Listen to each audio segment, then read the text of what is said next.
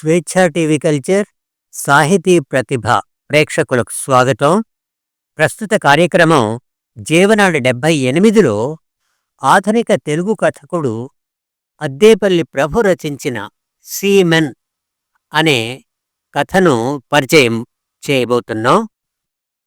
వ్యాఖ్యాత జీవన్. రచయితను గురించిన పరిచయం క్లుప్తంగా. అద్దేపల్లి ప్రభు పూర్తి పేరు అద్దేపల్లి ప్రభాకర్రావు. 15/10/1963లో మచిలీపట్నంలో జన్మించిన ఈయన తల్లిదండ్రులు అన్నపూర్ణ, రామ్మోహన్ రావులు. తండ్రి అద్దేపల్లి రామ్మోహన్ రావు గారు తెలుగులో ప్రసిద్ధ కవి, విమర్శకులు. ప్రభు విద్యాభ్యాసం మచిలీపట్నంలోనూ, అటు తరువాత కాకినాడలోనూ సాగింది. ప్రస్తుతం కాకినాడ సమీపంలో ఒక పల్లెటూరు హైస్కూల్లో ఉపాధ్యాయునిగా పనిచేస్తూ తెలుగు సాహితీ రంగానికి తన వంతు సేవలు అందిస్తున్నాడు. ఈయన సీమెన్ అనే పేరుతో కథా సంకలనం వెలువరించాడు. ఈ కథా సంకలనానికి విమల శాంతి అవార్డు కూడా లభించింది. మరో కథా సంకలనం త్వరలో రాబోతున్నది. ఈయన మరికొన్ని కవితా సంపుటాలు కూడా వెలువరించాడు. అవి ఆవాహన, పారిపోలేం అనే కవితా సంపుటాలు, పిట్టలేని లోకం అనే దీర్ఘ కవిత, పర్యావరణ ప్రయాణాలు, దుఃఖపు ఎరుక వంటి కవితా సంపుటాలు వెలువరించాడు. ఈయన ప్రస్తుత నివాసం కాకినాడ. చక్కటి కథన శైలి ఈయన సొంతం. జాలరి కుటుంబం నుంచి వచ్చిన ఒక యువకుని జీవితాన్ని వస్తువుగా తీసుకుని అదే వృత్తిని నమ్ముకొని బతుకులిడ్చే వారి జీవితాలని మనకు కండ్లకు కట్టించాడు ప్రభు. ఆ జాలరి అసలు పేరేమిటో కానీ అందరూ వాడిని సీమెన్గానే పిలుస్తూ ఉంటారు. వాడు తన జీవితాన్ని తన కోసం కాకుండా సముద్రాన్నే నమ్ముకొని బతుకులీడ్చే వారి కోసం అంకితం చేశాడు. పరిశ్రమల కాలుష్యంతో జలచరాల ఉనికినే నాశనం చేస్తున్న వైనాన్ని, వాటిపైనే ఆధారపడి జీవించే తన వారి కోసం సీమెన్ జీవితాన్నే పణంగా పెట్టిన తీరును ఇతివృత్తంగా తీసుకుని అద్భుతమైన కథ అల్లాడు ప్రభు. కథ నిండా సున్నితమైన మానవీయ సంబంధాల్ని ఆర్ద్రంగా పరిచాడు రచయిత. ఎత్తుగడ నుండి ముగింపు దాకా కథాంశంపైనే కేంద్రీకరించి ఏకసూత్రతను కడు నేర్పుగా పాటించాడు రచయిత ప్రభు. ఇప్పుడు వినండి ఆ కథ. కథ సీమెన్. కథా రచయిత అద్దేపల్లి ప్రభు. నల్లగా ఉంటాడు. పూల ఎర్లీను లుంగీ కట్టి దానిమీద వలబనీను వేసుకుని ఉంటాడు. బక్కాబల్చటి మడిసి, మంచి బలమైన మడిసే. జబ్బకి కట్టిన తాయెత్తు అతని ఒంటి రంగులో కలిసిపోయి ఉంది. అంతా కలిపి 25 ఏళ్ళు లేవు గుట్టడికి. బీడీలు కాల్చి నల్లబడ్డ పెదాలు, గుట్కాలు నమిరి గారబడ్డ పళ్ళు, సర్వీ చెట్టు పూసల్లాంటి చింపిరి జుట్టు, నుదుటి మీద చుట్టకాల్చిన వాత, చేతి మీద ఓడబొమ్మ పచ్చబొట్టు. అల్లాడే సీమెన్. సిప్పు మీదికెళ్ళింది లేదు, సముద్రం సుట్టింది లేదు, దేశాలు తిరిగిందే లేదు, అయినా ఆడు సీమేనే. పొద్దెక్కింది మొదలు పొద్దు కొంకేదాకా 4 ఊళ్ళు చుడితే గాని ఆడికి ఊసిపోదు. సందకాడ సర్వీ చెట్ల మొదళ్లలో ఇసుక దిబ్బ మీద గుంపు చేరి సారా తాగే కాడ ఈడు లేపోతే అల్లరేటుంది.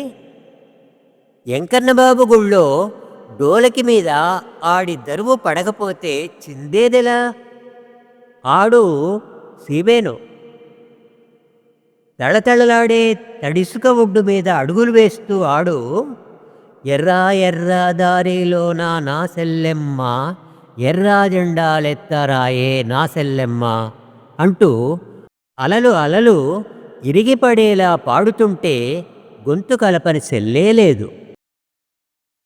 ఊరికి ఇటువైపున్న విశాలమైన ఇసుక నేలల్లో పెరిగిన జీడి మామిడి చెట్ల కింద ఆకుల పరుపు పైన పడుకొని ఆడు గలగలా నవ్వుతూ ఆకులు రాలిపడుతున్నట్టుగా కబుర్లు చెప్తుంటాడు. పని చీకటి పడే ఏలకి ఊళ్ళో గుడి పక్కనున్న బావి దగ్గర స్నానం చేసి ఆ లక్క ఇంటోనో ఆ పక్కింటోనో వేడివేడి చేపల పులుసుతో వన్నం తినేసి ఏదో ఒక అరుగు మీద తొంగుండిపోతాడు. ఒకరోజు ఎర్రతేలు లాంటి నేస్తున్నొకణ్ణి తీసుకొచ్చాడు. ఈయనే మా అన్న, ఈయన్నే ఉంటాడు అన్నాడు. ఉన్ని ఆడికింత ముద్దట్లేమా, కుసన్ని సేపలు పడిలేమా? జట్టుగానే ఊళ్ళు తిరిగేవారు. రాత్రిళ్ళు సముద్రపొడ్డున నడుస్తూ కాళ్ల కింద మెరిసే ఇసుకని తీసి గాల్లోకి ఇసిరేసేవాళ్ళు. దూరపు సముద్రంలో అలలు విరిగిపడ్డ చోట్ల నీలపు మంటల్ని కన్నార్పకుండా చూసేవాళ్ళు. సర్వీ తోటలో నక్కల్ని, నీటి మీద ఎగిరే నీటి కాకుల్ని, జీడిపూల మీద వాలే తేనెటీగల్ని అన్నింటినీ చూసేవాళ్ళు. ఏటన్న మడుసులోళ్ళు సముద్రపొడ్డున ఇసుకలో పాతిన ఎర్ర జెండాలాటోళ్ళు. ఈ చిత్తడి నేలల్లో సముద్రం మించి చెట్ల మీదికి, చెట్ల మించి సముద్రం మీదికి ఎగిరే పిట్టల్లాటోళ్ళు. సీమేను అసలు పేరేటో ఎవరికీ తెల్దు. ఆడు చిన్నప్పుడెప్పుడు సీమెనైపోవాలని ఇంట్లోంచి వెళ్ళిపోనొచ్చాడు. అలా వెళ్ళినోడు ఏడేడ తిరిగాడో ఏటేటి చేశాడో తెలియదు కానీ 4 ఏళ్ల క్రితం ఊళ్ళోకొచ్చాడు. అదంతా ఆడికి గుర్తే. హైవే మీద లారీ దిగి ఆటో ఎక్కి నది ఒడ్డు వరకు వచ్చి చుట్టూ చూశాడు. మెల్లిగా చీకటి పడుతోంది. నదీపాయ ఒకటి సముద్రంలో కలిసే చోటు. నదిలో ఉన్న పడవ ఎక్కాడు. పడవలో ఇంకో మనిషి ఉన్నాడు. పడవని నడిపే మనిషి ఒడ్డుకేసి కాసేపు చూశాడు. ఇంకెవరూ వచ్చేలా లేరు. అతడేదో వణుక్కుంటూ పడవకి కట్టిన తాడు విప్పి పడవని నీటిలోకి తోసి తను ఎక్కి గడపట్టుకున్నాడు. పడవ మెల్లిగా వెళ్తోంది. పూర్తిగా చీకటి పడకపోయినా ఆ మసకలో ముఖాలు కనబడడం లేదు. పడవలో చివరికి కూర్చున్న వ్యక్తి సీమెన్ని గుర్తుపట్టడం కోసం కాసేపు చూశాడు. కానీ తెలియలేదు. ఇంకా ఆగలేకపోయాడు. ఏ ఊరేటి బాబు మంది అని అడిగేశాడు. సీమేను అతన్ని చూస్తూ ఊరు పేరు చెప్పాడు. అబ్బో, చాలా దూరమేనే. ఆడ ఎవలి తాలూకేటి? సీమేను సమాధానం విని, అంటే చిన్నప్పుడెప్పుడో పారెళ్ళిపోయిన ఈర్రాజు కొడుకువా నువ్వు అని ఆశ్చర్యపోతూ అడిగి, ఓడి అవ్వా, నీ అక్క కూతుర్ని మా ఊరేసినారా బాబు, నేను మీ నాన్న మంచి నేస్తులం అన్నాడు. అని లేచి ఊగుతూ ఉన్న పడవలో అడ్డుచెక్కల్ని పట్టుకుని ముందుకు వచ్చాడు. సీమేను చేతిని పట్టుకొని, అయితే నువ్వు ఈ రాజు కొడుకు అన్నమాట అన్నాడు అనుమానంగా. సీమేను చిలకలాగా నవ్వి, నాకు గుర్తుకు రావడం లేదు కానీ మా నాన్నతో నిన్ను చూసినట్టే ఉంది. సీతారాముడి సారా కట్టు కాడ నువ్వు నానా రిమ్మై పడిపోతే నిన్నట్టుకుపోవడానికి మీ ఆవిడ వచ్చేది కాదేటి అన్నాడు. కిచకిచా నవ్వాడు ఆ మనిషి. అయ్యన్నీ నీకు గుర్తున్నాయేటి? అప్పట్లో నేను మీ నాన్న ఏటకెళ్తే ఊరంతా పండగ కింద ఉండేది. ఇక చీకటడగానే సుక్కడాల్సిందేననుకో అని ఆగి, ఇప్పుడు యాటకి వెళ్ళడం లేదు, చుక్కకి వెళ్ళడం లేదు అన్నాడు. అతని గొంతులో సన్నటి జీరకి వింతపడుతూ ఏ అన్నాడు. మా ఇంటిది చచ్చిపోనాది అని ఆగిపోయాడు. ఆవిడ్ని గుర్తు తెచ్చుకోవాలని ప్రయత్నించాడు సీమేన్. కానీ గుర్తుకి రాలేదు. ఆ వ్యక్తి ఇంకేం మాట్లాడకుండా ఉండిపోయాడు. పడవ వాలులో పైవరకు వెళ్ళి తిరిగి ఆవలి తీరం కేసి మళ్ళింది. సముద్రపు గాలి వెచ్చగా తగులుతోంది. అలలు పడవని కుదుపుకుంటూ వెడుతున్నాయి.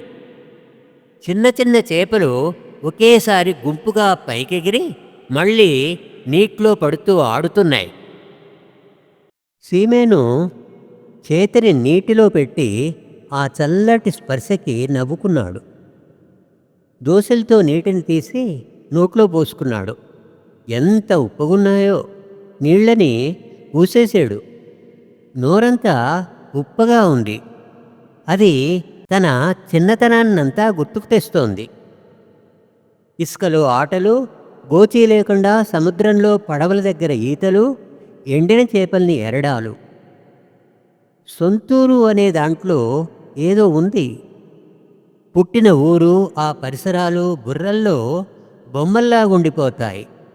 కానీ అది వట్టి జ్ఞాపకం కాదు. కొన్ని స్పర్శలు, కొన్ని వాసనలు, కొన్ని రంగులు, కొన్ని గాలులు, కొన్ని రుచులు, వీటన్నింటిలోనూ ఆ ముద్రలు పడిపోతాయి. అలాంటిది తగలగానే బుర్రలో సొంతూరు బొమ్మ పడిపోతుంది. అది కాలానికి కూడా లొంగదు. తను మహా అయితే 12 ఏళ్ళు ఉన్నాడు ఈ ప్రాంతంలో. అందులో ఓ 2 ఏళ్ళు చంటిపిల్లోడే. మిగిలింది ఊహ తెలియని 10 ఏళ్ళు. అంతకన్నా ఎక్కువగా 12 ఏళ్ళు ఇంకో చోటికి పోయినా ఈ సొంతూరు జ్ఞాపకాలు దేవేసినట్టు ఇంకేవీ ఉండవు. పడవ ఒడ్డును చేరింది. పడవ మనిషి నీళ్లలోకి దిగి పడవకున్న తాడుని పట్టుకుని గట్టుమీద పాతిపెట్టి ఉన్న గుంజకి కట్టేశాడు. మళ్ళీ నీళ్లలోకి దిగి పడవని ఒడ్డుకి తగిలేలా లాగాడు. జాగ్రత్తగా దిగండి బాబూ అన్నాడు. ముందు ఆ వ్యక్తి లేచి ఓ కాలు గట్టు మీద వేసి చిన్నగా గెంతుతూ ఒడ్డుకెక్కాడు. సీమేను అతన్ని అనుసరించాడు. పడవ మనిషికి 2 డబ్బులు తనే ఇచ్చేశాడు. నేనెత్తును కదా అంటూ ఆ మనిషి వారించబోతే పర్లేదులే మావా అన్నాడు చిన్నప్పుడు పిలిచినట్టు. ఆ పిలుపుకి ఆ వ్యక్తి ముఖంలో చిన్న మెరుపు మెరిసింది. కానీ చిక్కటి చీకట్లో దాన్ని సీమేను చూసే అవకాశం లేదు. ఆ వ్యక్తి చిన్నగా నవ్వుకుంటూ పద పోదాం మరి అంటూ గట్టు మీద కొంచెం ముందుకెళ్ళి ఏటవాలుగా దిగిన కాలిబాట కిందికి దిగాడు. కార్తీక మాసపు చీకటి. ఆకాశమంతా దట్టంగా చుక్కలతో నిండి ఉంది. ఎక్కడా మబ్బు తొనకలేదు. చుక్కల వెలుగు దూరంగా ఎండమావిలాగా కనిపిస్తోంది. సముద్రపు హోరు వినిపిస్తోంది. ఒడ్డు పొడవున పొడుగ్గా పెరిగిన సర్వీ చెట్లు చీకటిని మరింత దట్టంగా చేస్తున్నాయి.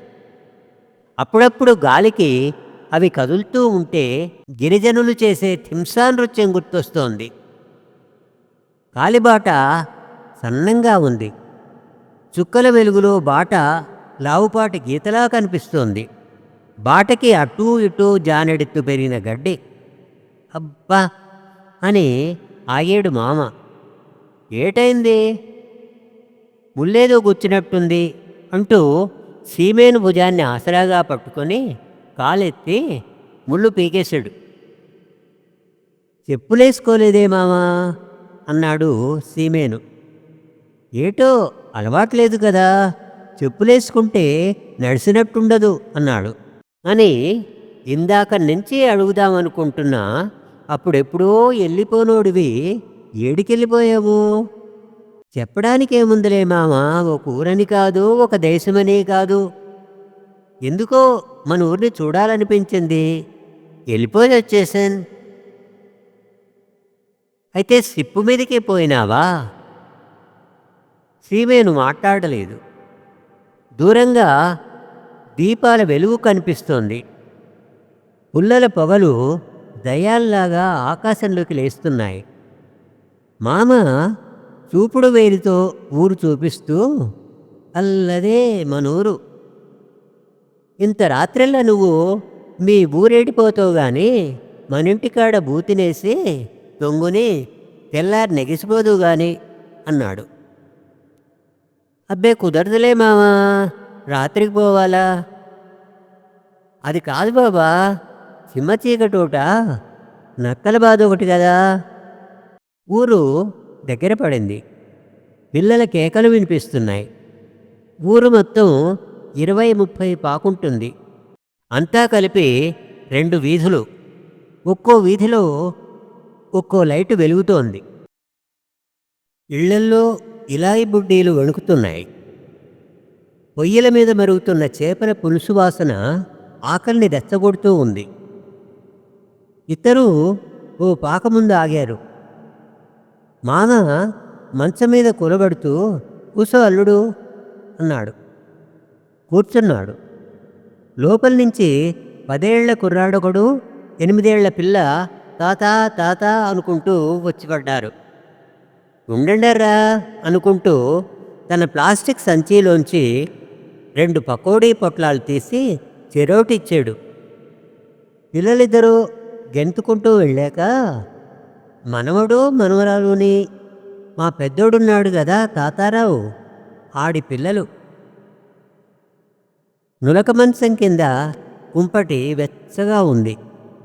సోమయ్య లేచి పక్కనున్న తొట్టిలోంచి నీళ్లు తీసుకుని కాళ్ళు చేతులు కడుక్కున్నాడు.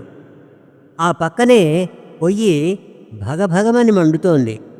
చట్టిలో చేపలు ఉడుకుతున్నాయి. గనికి అని పిలిచాడు. పక్క పాక దగ్గర మాట్లాడుతున్న గనికమ్మ వచ్చింది. కుసింత ఉడుగ్గంజట్రాయే సుట్టమొచ్చాడు అన్నాడు. గనికమ్మ మంచం మీద కూర్చున్న సీమేన్ వంక ఓసారి చూసి పాకలోకి వెళ్ళి 2 ఇత్తడి గ్లాసులు అట్టుకొచ్చింది. సీవెండి గిన్నెలో గంజిని తెడ్డుతో కలిదిప్పి గంజి గ్లాసుల్లోకి పోసింది. గ్లాసు పెద్దగా ఉంది. సారిలో పెట్టింది గామాలు తళతళా మెరుస్తున్నది. ఆ ఉడుగ్గంజి ఊదుకుంటూ తాగాడు. ఉప్పుగల్లు వేసి గంజి మంచి రుచిగా ఉంది. ఇంత గ్లాసా అనుకుంటూ తాగినోడు 3 గ్లాసులు తాగేశాడు. మిగిలిన మెతుకుల్ని నవ్వులుతూ, మరి నే బయలుదేరుతాను మామా అన్నాడు. మామ బీడీ కట్టులోంచి బీడీ తీసి, కాలుస్తావా అంటూ సీమేన్కిచ్చి పొయ్యిలోని పుల్లతో వెలిగించాడు. పద అందాక వస్తాను అంటూ వెంటబడ్డాడు. సర్వీ తోటల్లోంచి నడుస్తూ సముద్రం ఒడ్డుకు వచ్చాక, మరొత్తా అల్లుడు అన్నాడు మామ. సీమేను తలూపి అతనితో పట్టణంలో మాదిరిగా చేయి కలిపి, మళ్ళీ కలుస్తాలే మామా, ఇంకీడనే ఉంటా అన్నాడు. మామ వినుదిరిగి వెళ్ళిపోయాడు. సీమేను ఆ ఇసుకలో నిలబడి సముద్రం కేసి చూస్తూ ఉండిపోయాడు. పైన నల్లటి ఆకాశం అలా దిగి అక్కడెక్కడో సముద్రం మీదికి వాలిపోయింది. కింద నల్లటి నీళ్లు చుక్కల వెలుతురులో అనంతంగా కనిపిస్తున్నాయి. పెద్ద పెద్ద అలలు విరిగి పడిన చోట నీలిరంగు మంటలా అనిపిస్తోంది. హోరు అలా ఉండుండి వినిపిస్తూనే ఉంది. మెల్లిగా అడుగులు వేస్తూ అలలు తాకే తడిలోకి వచ్చాడు. చెప్పులు తీసి చేతిలో పట్టుకుని ఒట్టి కాళ్లతో 4 అడుగులు వేశాడు. చల్లటి ఇసుక పాదాల్ని తాకి కితకితలు పెట్టింది. మళ్ళీ చెప్పులు వేసుకుని భుజానున్న బ్యాగులోంచి టార్చి లైట్ తీసి పట్టుకుని గుడ్డుకేసి వచ్చాడు. చిన్నపాటి సర్వీ చెట్ నుంచి పొడుగ్గా బలంగా ఉన్న కర్రను ఒకదాన్ని విరిచి పట్టుకుని మళ్ళీ తడి ఇసుకలోకి వెళ్ళి అలలు తాకుతూ ఉన్న తీరాన నడవటం మొదలుపెట్టాడు. ఎన్నేళ్లయిందో ఇలా చీకట్లో సముద్రపొట్టున నడిచి. ఊరు నుంచి, ఈ సముద్రపు పరిమళం నుంచి, అప్పటి కాళరాత్రి నుంచి భీతావహుడై పారిపోయి దేశాలు పట్టుకుని పోయాడు తను. రాజమండ్రి పోయి, విజయవాడ పోయి, హైదరాబాదు పోయి, హోటళ్లలో కప్పులు కడగటం నుంచి మెకానిక్ షెడ్డులో పని వరకు ఎన్ని పనులు చేశాడు. ఈ 20 ఏళ్లలో ఎప్పుడూ తలుపుకు రాని ఊరు ఇటీవల అణువణువులోకి పాకి దేవేసింది. నాన్నెలా ఉన్నాడు, అమ్మెలా ఉంది? ఇప్పుడు ఆ కాళరాత్రిలో తలబద్దలయ్యి ఒళ్ళంతా ముఖమంతా నెత్తురు మండలమై అరుగుమేంచి నేలమీదికి తలకిందులుగా పడిపోయిన అన్న గుర్తొస్తే గుండెలు అవిసిపోయేవి. నిశ్చేతనంగా పడి ఉన్నవాడి తెల్లటి కళ్ళు వెంటాడుతూనే ఉన్నాయి. ఊరంతా కేకలు, ఏడుపులు, పెడబొబ్బలతో ఒక హోరు చెవుల్లో కాదు గుండెల్లో మోగుతోంది. కాలిపోతున్న గుడిసెల వెలుతుర్లో అటూ ఇటూ పరిగెడుతున్న మనుషుల నీడలు భయపెట్టినట్టు ఇంకేదీ భయపెట్టలేదు. ఎందుకు అంత యుద్ధమైపోయిందో తనకు తెలియదు. పిల్లలందరూ హడలిపోయి సముద్రం కేసి పారిపోయారు. తను వాళ్లతో పారిపోయి వెంకట్తో పాటు పడవెక్కి సముద్రంలోకి వెళ్ళిపోయాడు. ఆ వెళ్ళటం మళ్ళీ ఇటు రాలేదు. అప్పుడా వెళ్ళటం ఏమీ గుర్తులేదు. ఒక మైకం అది. నుయ్యిలోంచి తప్పించుకోవడానికి కళ్ళు మూసుకొని గొయ్యలోకి దూకేసిన అనుభవం అది. టార్చి లైట్ వెలిగించి టైం చూసుకున్నాడు. ఇంతా చేసి 7 కూడా అవలేదు. సిటీల్లో ఇదొక రాత్రి టైమా? ఇక్కడ మాత్రం లోకమే మాటుమణిగినట్టుంది. పీతడెక్క వంపుల చందమామ కనిపిస్తోంది. ఎత్తుగా ఉన్న ఇసుక దిబ్బ మీదకెక్కి కూర్చున్నాడు. సన్నటి ముళ్ళకంప తొడల్ని గుచ్చింది. అబ్బా అనుకుంటూ దాన్ని తీసి విసిరేశాడు. జేబులోంచి సిగరెట్ తీసి ముట్టించాడు. ఒకసారి చుట్టూ చూశాడు. వెనక సర్వే తోటలో ఆ జీడి చెట్టు నీడలో నక్కేదో ఉన్నట్టుంది. కదలటం కనిపిస్తోంది. పక్కనున్న కర్రని తడువుకున్నాడు. తడి ఇసుక మిలమిలా మెరుస్తోంది. అలలు కాస్త ఎక్కువైనాయి. ఇంతలో నీటిలోంచి పెద్ద జంతువేదో పైకి వచ్చింది. జాగ్రత్తగా చూశాడు. తాబేలు. ఎంత పెద్దదో! అది దేకుతున్నట్టుగా ఉడ్డుకేసి వస్తోంది. కొంచెం వెనక్కి జరిగి సిగరెట్ని ఇసుకలో కుక్కేసి చూస్తున్నాడు. తాబేలు గునగున దేక్కుంటూ వచ్చింది. దాని పెద్ద డిప్పలోంచి పాము తల లాంటి తల బయటకొచ్చింది. కాసేపు అలాగే కదలకుండా ఉండిపోయింది. తరువాత మెల్లిగా ముందరి కాళ్లతో ఇసుకని తొలవటం మొదలుపెట్టింది. కాసేపట్లో మోకాలు లోతు గొయ్యి తవ్వింది. అది ఆ గోతి మీదకి ఎక్కింది. మెల్లిగా గుడ్లు పెట్టడం మొదలుపెట్టింది. ఒకదాని వెనక ఒకటిగా తెల్లటి గుడ్లు గోతిలో పడుతున్నాయి. కాసేపటికి తాబేలు వెనక్కి వెళ్ళి ఇసుకని కప్పేసింది. తర్వాత వేగంగా దేక్కుంటూ నీటిలోకి వెళ్ళిపోయింది. కాసేపు గడిచింది. సీమేను మెల్లగా లేద్దామనుకుంటుండగా దూరం నుంచి 2 నక్కలు రావటం చూశాడు. అవి యథాలాపంగా అన్నట్టుగా వస్తున్నాయి. కోణంలాగా ఉన్న వాటి మూతులు వాటిని తాబేలు గుడ్లకి వైపుకే తీసుకొస్తున్నాయి. 2 అడుగులు వేయటం, ఆగటం, మళ్ళీ మెల్లిగా కదలటం. సీమేను చేత్తో కర్రని పట్టుకుని లేచాడు. చుట్టుపక్కల తడిమి బెడ్డల్లాంటివి తీసి హాయ్ హే అని కేకలేస్తూ బెడ్డల్ని విసిరేశాడు.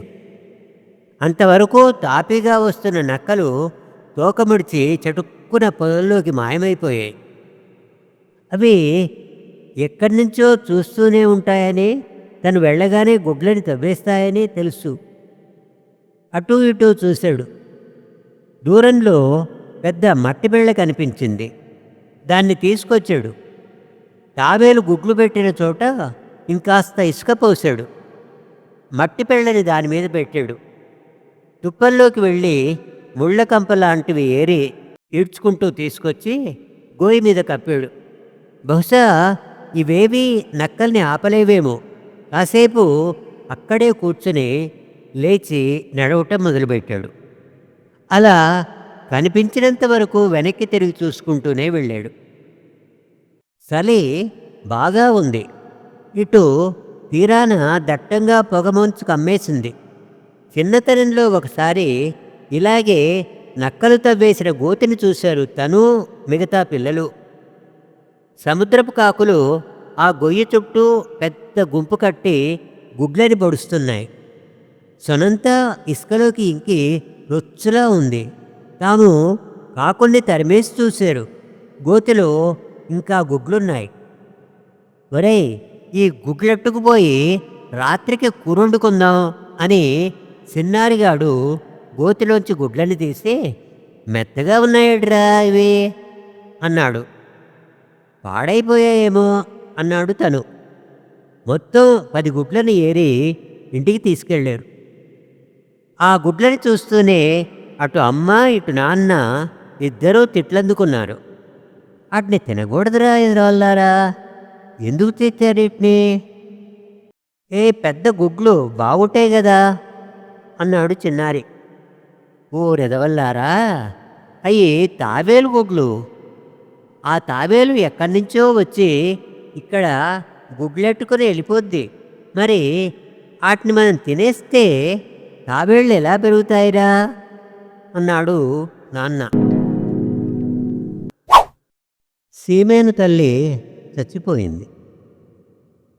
బుర్ర బద్దలై చచ్చిపోయిన పెద్ద కొడుకుని, గుండె పగిలిపోయి మాయమైపోయిన చిన్న కొడుకుని తలుచుకుంటూ బెంగపడి జబ్బుపడి తిండి తిప్పలు మానేసి ఎండుకుపోయి ఊపిరిడిసేసింది. తండ్రి వంగిపోయాడు. నిటారుగా నిలబడలేడు. మనిషి పుల్లలా అయిపోయాడు.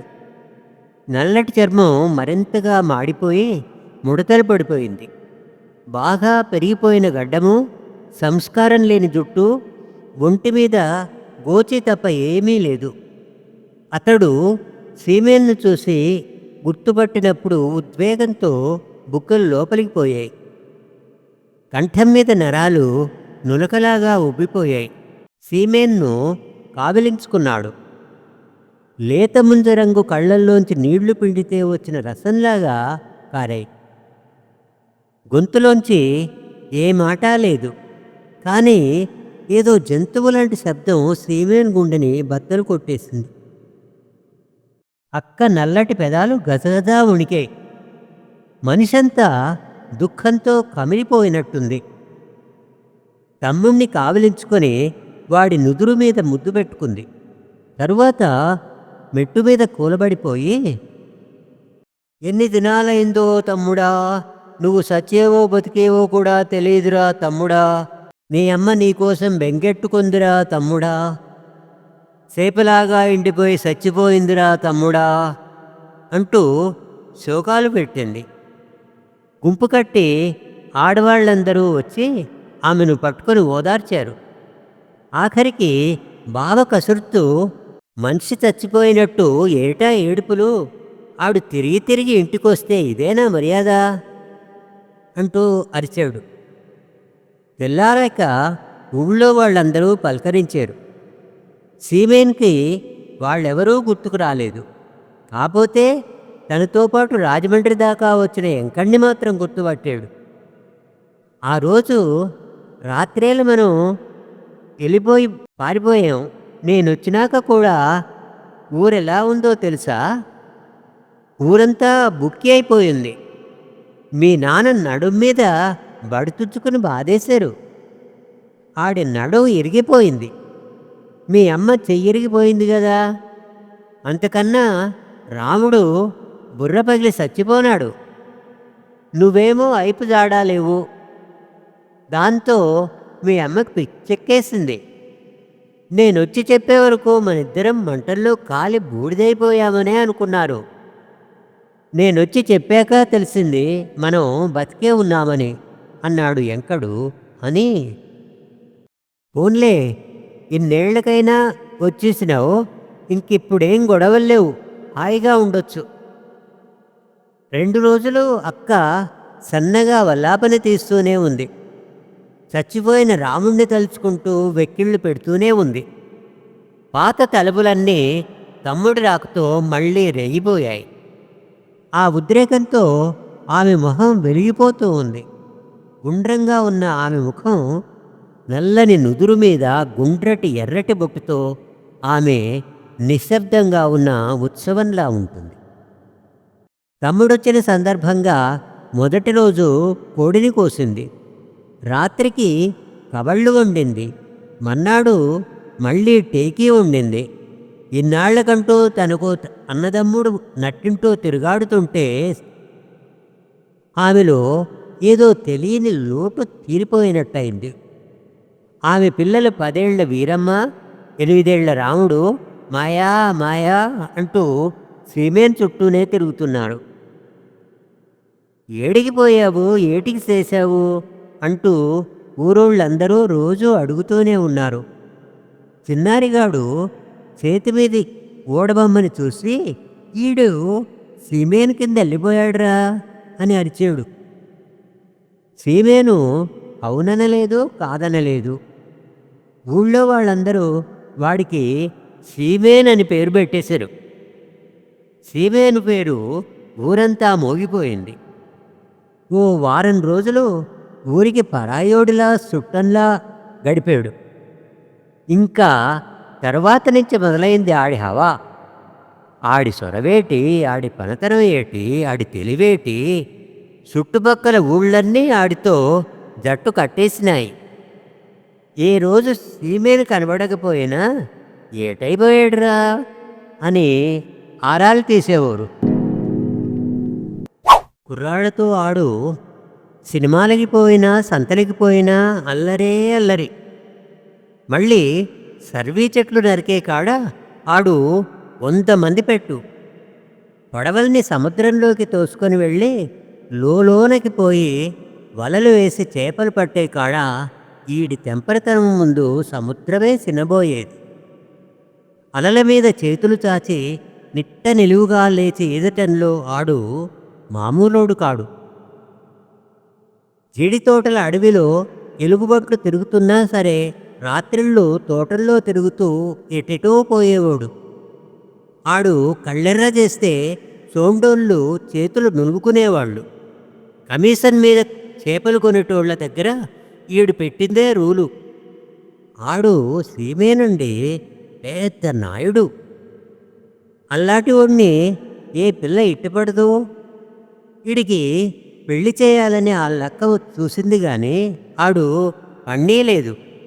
కానీ ఆ చుట్టుపక్కల ఊళ్ళల్లో 3 ఊళ్ళల్లో 3 గుంటల్ని పట్టాడని అంటారు. నిజమో కాదో ఎవడికి తెలుసు అని అంటాము, కానీ అది నిజమే. ఈ ఎర్రతేలు అన్న వచ్చినాక ఆడింకా ఏ ఇంటికి వెళ్ళడమే మానేశాడు. ఇద్దరూ చెట్టాపట్టాలేసుకుని తిరిగిందే తిరుగుడు. వీలబోవుల్లో ఆళ్ళు కుర్రాళ్లతో సోపెత్తం చేసి రోజులు ఉండిపోయేవారు. ఆ ఎర్రతేలు సార తాగేవాడు కాదు గాని వీళ్ళు తాగే కాడ కూర్చొని వాళ్ళ ఊసులన్నీ వినేవాడు. తీరాన తిరిగేటప్పుడు ఈ మధ్యన తాబేళ్లు చచ్చి ఒడ్డుకు కొట్టుకొస్తున్నాయి. పెద్ద పెద్ద తాబేళ్లు ఎందుకు చచ్చిపోతున్నాయో తెలియదు, కానీ చాలా తాబేళ్లు కొట్టుకొస్తున్నాయి. అక్కడెక్కడో ఏదో ఫ్యాక్టరీ కట్టారంట. దానిలోంచి వచ్చే మురికి వల్ల ఈ తాబేళ్లు చచ్చిపోతున్నాయని అనుకునేవాళ్ళు. కానీ సీమేనుకు చచ్చిపోయిన తాబేళ్లను చూస్తే కళ్ళంట నీళ్లు తిరిగేవి. ఏ జీవైనా కాలం కాకముందే ఏల చనిపోవాలా అని విలవిల్లాడేవాడు. బీలబోవుల్లో కరెంటు ఫ్యాక్టరీలు కడుతున్నారు. ఊరిని ఇడిసి మడుసులు పోవాలా, చెట్లను ఇడిసి పిట్టలు పోవాలా, పువ్వులను వదిలి తేనెటీగలు పోవాలా, నీళ్ళని ఇడిసి చెట్లు పోవాలా? ఒక్కట కాలుతారట, కరెంటు తీస్తారట, బూడిదంతా సముద్రానికి, వెలుగంతా ఫ్యాక్టరీలకి, దీనికి తోడు ఒక ఆటం బాంబు కరెంటు ఫ్యాక్టరీ. ఆ రోజు సీమేను సందకాడ సీతామాలచ్చితో సర్వీ తోటలో ఊసలాడుతూ కరెంటు ఫ్యాక్టరీని కూలగొడతాం అన్నాడు. సీతామాలచ్చి పోలీసులు ఊరుకుంటారా అంది. ఒకడు ఊరుకుంటాడా అని చేత్తమేటి, మన పనది మనం చేసుకుపోతాం, నువ్వు రమ్మంటే నేను వచ్చినానా అంటూ ఆమె పెదాల మీద ముద్దెట్టుకున్నాడు. పెద్ద పోకిరి ఎదవ్వె నువ్వు, ఆ ఊరితోటి అలా ఊరి సైతలతోటి నీకేలా అంది ఉడుక్కుంటూ.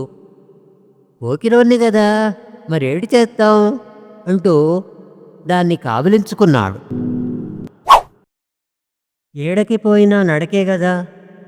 సంచి భుజానేసుకొని సందకాడ బయలుదేరారు. ఎంత రేతిరైందో. ఒక జీడి చెట్టు చూసుకొని పడుకున్నారు. జీడి చెట్టు దట్టమైన పాకలాగా ఉంది, కానీ చలి గజగజలాడిస్తోంది. ఉన్న దుప్పట్లు కప్పుకొని పడుకున్నారు. ఒక రాత్రివేళ ఎర్రతేలు లేచి సీమేన్ను లేపి చూడు అన్నాడు. చుట్టూ అంతా తెల్లటి పరద, పొగమంచు మొత్తం లోకాన్ని కప్పేసింది. ఎక్కడా ఏమీ కనబడడం లేదు, తెల్లటి గాజులాంటి మంచు తప్ప. ఏ శబ్దమూ లేదు. జీడి ఆకుల మించి మంచు బిందువులు కరిగి ఎండుటాకుల మీద చిటుకు చిటుకు అంటూ పడుతున్న చప్పుడు భయం వేసేలా ఉంది. నేల మీద ఏ పురుగు కదలటం లేదు. మంచు బయట ఉందా, తమ కళ్ళకి కప్పిందా అన్నట్టుంది లోకం.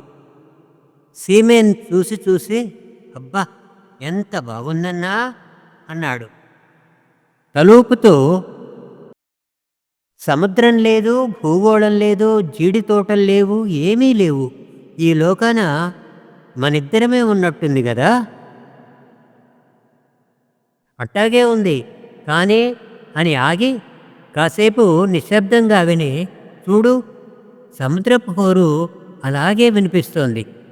కాసేపు విని అవును, ఆ హోరు, ఈ చినుకుల టపటప ఎంత బాగుందో కదా.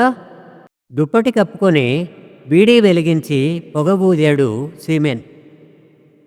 నిజానికి ఇద్దరం కూడా లేమన్నా ఒకళ్ళమే, కానీ ఈ మంచు, ఈ చెట్టు, ఈ హోరు ఇలాంటప్పుడు రావాలి ఒక ఎలుగుబంటు, భలే ఉంటదే. నవ్వాడు. నవ్వి నీకన్నీ అలాంటి ఆలోచనలే వస్తాయి. చూడు చూడు, మసక ఎర్రగా సముద్రం మీద సూర్యుడు, చీకటి పోయినట్టుంది కానీ మంచు పోలేదు. ఎర్రని చుక్కని కాసేపు చూశాడు సీమేన్. పద పోదాం, దుప్పటి తల మీద వేసుకోవాలి, లేదంటే మంచు పట్టేస్తుంది. అటు ఇనప టోపీల పోలీసులు, మచ్చలు మచ్చలుగా ఉన్న ఆకుపచ్చని బట్టలు, చేతిలో రకరకాల తుపాకులు, కొంతమంది దగ్గర ప్లాస్టిక్ కవచాల్లాంటివి. ఎంతమంది ఉంటారు? చాలామంది, కొన్ని వందల మంది. రోడ్డుకి అడ్డంగా భీకరంగా నిలబడి ఉన్నారు. ఇటు ముసలోళ్ళు, ఆడోళ్ళు, కుర్రోళ్ళు, ప్యాంటు షర్టు వేసుకున్న యువకులు. ఎంతమంది ఉంటారు? చాలామంది, కొన్ని వేల మంది. ఊళ్ళకి ఊళ్ళు తరలి వచ్చాయి. ఆ టెల్లీన లుంగి కుర్రాడు చూడు, గుంపుకి ముందు నిలబడి అరుస్తున్నాడు. ఆడి ఉద్రేకం పొగమంచులాగా అందరికీ పాపుతోంది. గుంపు ముందుకి కదిలింది. పోలీసులు రావద్దని హెచ్చరిస్తూనే ఉన్నారు. గుంపు ఆగలేదు.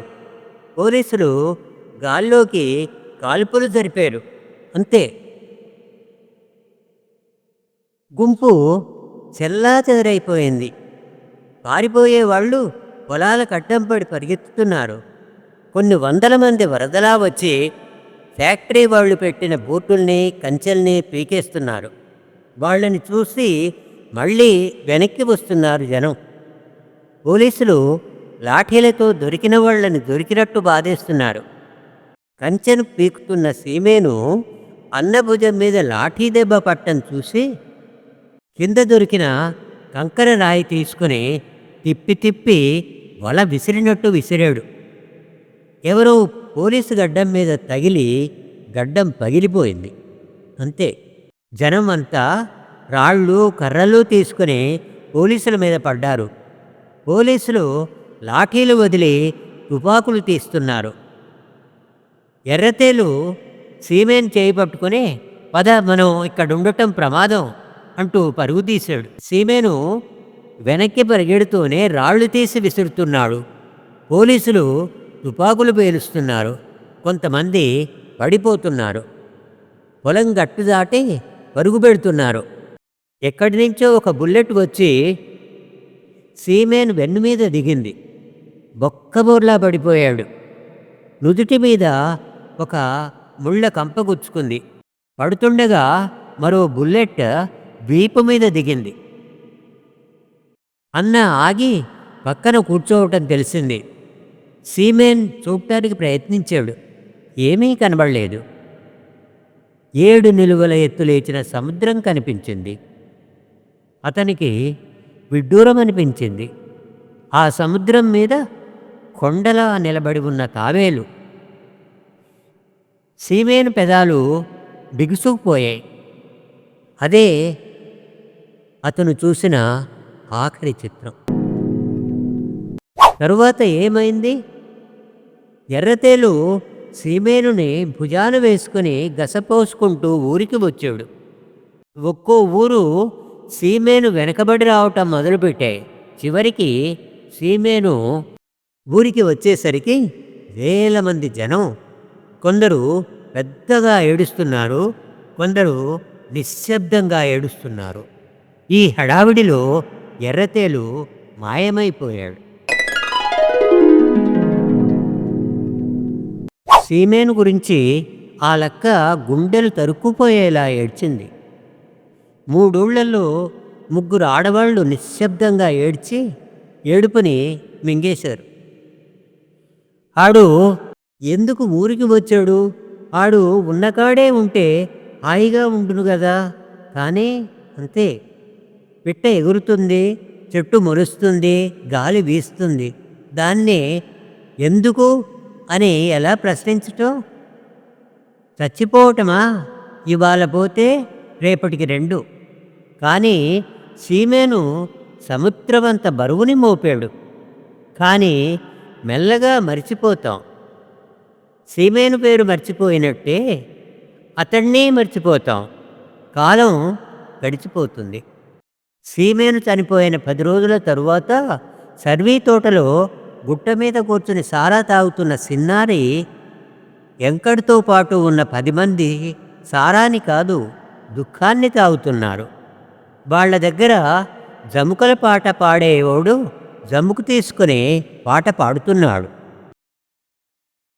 జీడి తోటలో పువ్వుల మీద వాలిన తుమ్మేద, గున్నాసాని గున్నమ్మ గున్నాసాని గున్నమ్మ, సంద్రపొలలా నురుగుల మీద ఎగిరిన సీమేన, గున్నాసాని గున్నమ్మ గున్నాసాని గున్నమ్మ.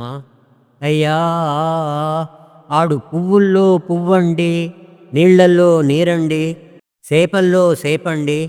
ఆడు పువ్వుల్లో పువ్వండి, ఆడు పాముల్లో పామండి. అయ్యా నిప్పుల్లో నిప్పండి. గున్నాసాని గున్నమ్మ గున్నాసాని గున్నమ్మ, ఈరులకే ఈరుడండి, సూరులకే సూరుడండి, మేనులకే మేనండి, ఆడు సురుకుమనే సీమేనండి. పాట కూడా మాసిపోతుంది. కానీ మనుషులు ఉన్నదాకా ఈ పాట ఎవరినో ఒకరిని ఆకట్టుకుంటుంది. సీమేను అన్న పేరు దొరుకుతుంది. కానీ ఎవరి సీమేను?